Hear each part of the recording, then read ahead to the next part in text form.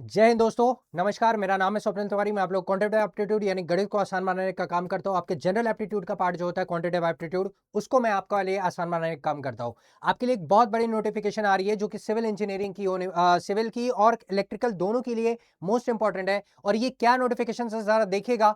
अभी ये नोटिफिकेशन आया है किसका? मुंबई रेलवे विकास कॉर्पोरेशन लिमिटेड का। और इसमें आपको जो क्या नाम है वैकेंसीज निकली हैं वो दो ही चीजों के लिए निकली हैं। प्रोजेक्ट इंजीनियर में एक सिविल का निकला और एक इलेक्ट्रिकल का निकला है।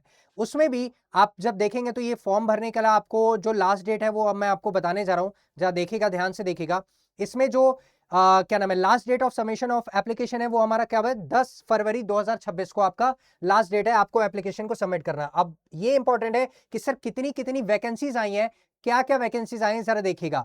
प्रोजेक्ट इंजीनियरिंग में जिसमें सिविल की अगर मैं बात करूं तो टोटल नंबर ऑफ वैकेंसीज जो है वो 16 आई है, जिसमें से कि अनरिजर्व जो जनरल कास्ट के लिए उसके लिए 8 है, एससी के लिए 2 है, एसटी के लिए 1, ओबीसी के लिए 4 और ईडब्ल्यूएस के लिए 1 कैटेगरी है। मतलब एक सीट आपके लिए वैकेंसी निकली है। इलेक्ट्रिकल की बात करें तो टोटल 9 वैकेंसीज निकली हैं, जिसमें अनरिजर्व के लिए 4, एससी के लिए 2, एसटी के लिए कोई भी वैकेंसीज नहीं है, ओबीसी के लिए 2 और ईडब्ल्यूएस के लिए 1 वैकेंसीज है। ये कौन लोग अपियर कर सकते हो दोस्तों? तो जरा ध्यान से देखिएगा। ये वही लोग अपियर कर सकते हैं जिन्होंने क्वालिफाई किया हुआ है गेट एग्जाम 2023, 2024 या 2025 में। इन तीनों भी ईयर्स में जो भी बच्चे क्या नाम है सिविल या फिर इलेक्ट्रिकल का ये फॉर्म वही भर सकते हैं जिन्होंने ये 2023, 24 और 25 का एग्जाम जिन्होंने गेट का क्लियर किया हुआ है। और इसमें एक क्राइटेरिया ये है कि मिनिमम आपको 60% मार्क्स आपको होना चाहिए सीजीपीए में या ओजीपीए में। ये हमेशा ध्यान में रखें कि मिनिमम 60% का मतलब कि एटलीस्ट 60% होना चाहिए, 60% से कम नहीं होना चाहिए। बस ये ध्यान में रखिएगा, चाहे वो आप सिविल के लिए देखें चाहे इलेक्ट्रिकल के लिए देखें। और कौन बच्चे अप्लाई कर सकते हैं? जिन्होंने बीई या फिर बीटेक किया है। इसमें भी वही चीज है, सेम इलेक्ट्रिकल में भी, जिसमें बीई और बीटेक जिन्होंने किया हुआ है। और इसकी जो एज लिमिट है, सबसे मैक्सिमम एज लिमिट जो है वो 30 ईयर्स की है। अगर 30 साल से आप ज्यादा के हैं तो आप नहीं भर सकते हैं, 30 साल से अगर कम के हैं तो आप बिल्कुल भर सकते हैं सर। ठीक है, फिर अगर मैं बात करूं तो कुछ रिलैक्सेशन भी दिए जाते हैं, जैसे एससी एसटी के लिए 5 साल का रिलैक्सेशन मिलेगा, ओबीसी के लिए 3 साल का मिलेगा। बाकी और किसी के लिए कोई भी रिलैक्सेशन नहीं मिलता है, सिर्फ एससी एसटी और ओबीसी के लिए मिला हुआ है। क्लियर है? फिर उसके बाद अगर मैं बात करूं आगे, अगर हम देखेंगे सिलेक्शन प्रोसेस में क्या है, तो आपको अपना वही चीज बोला हुआ है कि 2023, 24 और 25 में जिन्होंने स्कोर किया हुआ है मिनिमम 60% जिनका मार्क्स है सीजीपीए में या ओजीपीए में, वही भर सकते हैं। और कभी भी यहां पे ध्यान रखिएगा, not more than 5 times of vacancies. यानी जो भी आपने जैसे बोला है ना, based on their GATE score candidates shall be short listed for document verification and personal interview on the basis of discipline wise category wise merit list not more than 5 times. यानी 5 से ज्यादा बार आप अपियर ना किए हो, ऐसा ये चीज आप ध्यान जरूर रखिएगा। ये चीज क्लियर होना चाहिए। और अगर मैं पैरामीटर्स की बात करूं तो क्या क्या पैरामीटर्स होते हैं, जैसे अगर मैं वेटेज की बात करूं तो सिर्फ गेट स्कोर आउट ऑफ 100 में एटलीस्ट 80% वेटेज आपका इसका होना ही चाहिए। और अगर मैं पर्सनल इंटरव्यू की बात करूं तो 20% आपका इसका वेटेज मिनिमम आपका इतना चाहिए ही चाहिए अगर आप इसको फॉर्म भरना है तो। और मोस्ट इंपॉर्टेंट क्या है सर? मोस्ट इंपॉर्टेंट ये है कि आपको ये फॉर्म कहां पे भरना है और कैसे भरना है, ये भी अब मैं बताने जा रहा हूं, तो ध्यान से देखिएगा। तो अगर मैं हम लोग थोड़ा आगे बढ़े तो यहां पे आप देखेंगे, अच्छा इसका पे अलाउंस थोड़ा देख लेते हैं। पे अलाउंस क्या है? यहां मिनिमम 40,000 है और मैक्सिमम कितना है सर? 1,40,000 है। यानी मिनिमम आपको 40,000 आपको मिलेगा ही मिलेगा और मैक्सिमम आपको कितना मिल सकता है? 1,40,000। वो ग्रेड पे आपके डिपेंड करेगा सर। ठीक है, और वो फिर क्या है? बेसिक पे आपका 40,000 है। इसमें आपको कौन कौन से अलाउंस मिलेंगे? डीए मिलेगा, यानी डियरनेस अलाउंस मिलेंगे, हाउस रेंट मिलेगा, फिर उसके बाद आपको क्या नाम है कैफेटेरिया अलाउंस मिलेगा। यानी कुछ अलाउंस आपको मिलेंगे, मेडिकल फैसिलिटीज और ये सारी चीजें आपको क्या होंगी? मिलेंगी। क्लियर है? और फिर उसके बाद अगर मैं आगे बात करूं तो आपको यहां पे एक चीज ये भी बोला हुआ है कि थ्रू द यहाँ पे देखिएगा सर्विस एग्रीमेंट जो होना चाहिए बॉन्ड। अच्छा ये सबसे इंपॉर्टेंट है कि ये जो क्या नाम है जो वैकेंसीज हैं ये कॉन्ट्रेक्चुअल बेसिस पे हमारे क्या है वैकेंसीज निकली हैं, तो ये हमेशा ध्यान में रखिए कॉन्ट्रेक्चुअल बेसिस पे है। अब इंपॉर्टेंट क्या है, आप कहां पे फॉर्म भर सकते हैं, फॉर्म भरने के बाद आप कहां पे इसको भेज सकते हैं, तो ये हमारा है carrier_hr@mrvc.gov.in। इस मेल पे आपको क्या करना है, फॉर्म को भर के, और कौन कौन से डॉक्यूमेंट्स लगेंगे, तो 2000 जिसमें भी आपने क्वालिफाई किया है गेट एग्जाम, चाहे वो 23 हो, 24 हो या फिर 25 हो, उसका एडमिट कार्ड और स्कोर कार्ड दोनों आपको लगाना है। फिर इंजीनियरिंग ग्रेजुएशन का मार्कशीट लगाना है। अगर पीजी का मार्कशीट कोई है तो आप वो लगा सकते हैं, नहीं है तो कोई बात नहीं। एसएससी का मार्कशीट आपको लगाना पड़ेगा।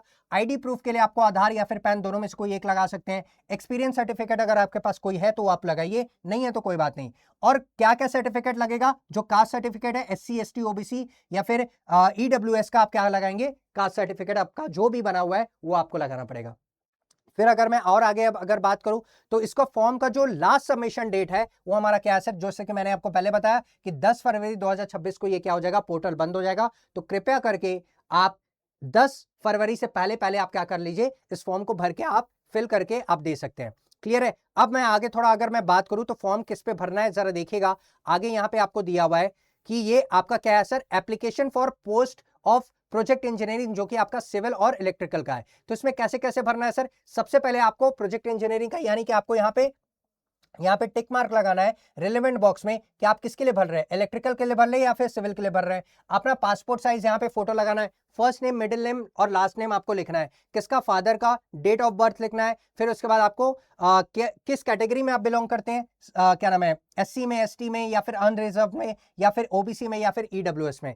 परमानेंट एड्रेस आपको लिखना है, करंट एड्रेस, ईमेल एड्रेस, और ये सारी चीजें आपको क्या करनी पड़ेंगी? भरनी पड़ेंगी। एग्जामिनेशन आपने कौन सा पास किया है? एसएससी 10th, एचएससीसी 12th या फिर बी या फिर बीटेक आपने कौन सा किया है, किस ईयर में किया हुआ है, ज्वाइनिंग किस में किया था, पासिंग ईयर क्या था, नेम ऑफ कॉलेज इंस्टीट्यूट, ये सारी चीजें आपको क्या करनी है सर? भरनी है।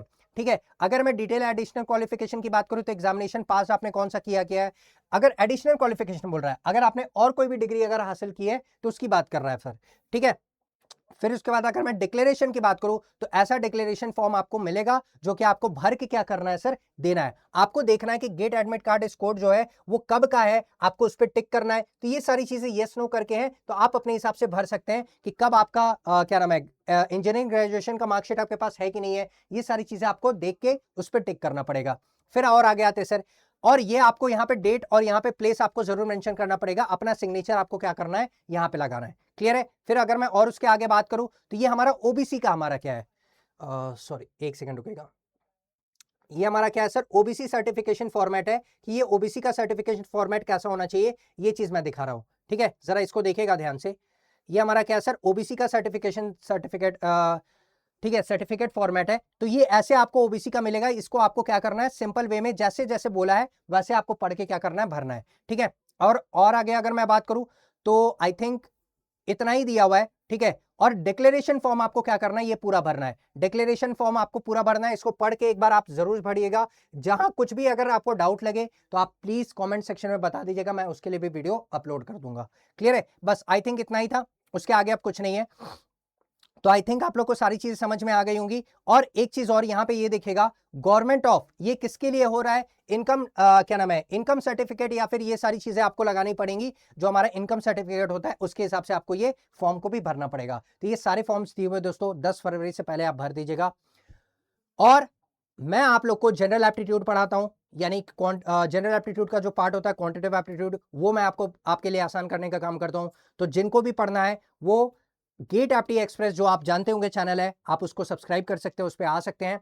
बाकी आपको कोई भी डाउट हो इस वीडियो को कमेंट सेक्शन में आप डाल दीजिएगा, उसके रिगार्डिंग मैं वीडियो बना दूंगा। Thank you so much. और एक चीज और ध्यान रखिएगा कि एक आपके लिए मेगा ऑफर चल रहा है। यहां पे देखिएगा, एक मेगा ऑफर आपके लिए ये चल रहा है सर कि मैंने आपके लिए एक मेगा ऑफर निकाला हुआ है, जरा देखिएगा। अन अकेडमी आपको ये ओपन क्यों नहीं हो रहा है यार, एक सेकंड, ये आई थिंक ओपन नहीं हो रहा है या फिर ये ओपन नहीं हो रहा दोस्तों। ठीक है? तो मैं आपको बता देता हूं कि, रुकिएगा एक सेकंड,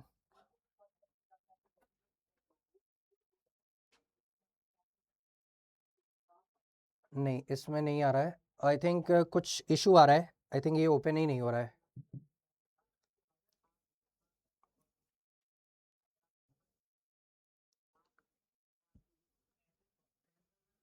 हाँ, तो ये देखिएगा, अन अकेडमी ने आपके लिए निकाला है ऑल इंडिया मॉक टेस्ट, यानी AIMT आपके लिए निकाला है, जो कि आपका सिर्फ और सिर्फ 25 जनवरी तक आपका वैलिड रहेगा। तो जिसको भी एनरोल करना है भी, ये बिल्कुल फ्री ऑफ कॉस्ट है। ऐसा नहीं है कि किसी को पैसा देना है या फिर कुछ भी है। ये 25 तारीख तक चलेगा दोस्तों। आप अपना टेस्ट करिएगा कि आपका ऑल इंडिया मॉक टेस्ट में आपका कितना रैंक आ रहा है, कितना नहीं आ रहा है। तो जैसा होगा आप बिल्कुल इस मॉक टेस्ट को दीजिए, आप अपने ग्रेड के स्कोर्स को नापिए कि आपका कितना आ रहा है, आप एग्जाम में कितना बेहतर कर पा रहे हैं, कितना नहीं बेहतर कर पा रहे हैं। और यही सेम चीज मैं नहीं बोलूंगा, बट उससे मिलता जुलता आपका नंबर एग्जाम में भी आएगा सर। ठीक है, तो मिलते हैं नेक्स्ट वीडियो में, तब तक के लिए अपडेटेड रहिएगा। थैंक यू सो मच, जय हिंद।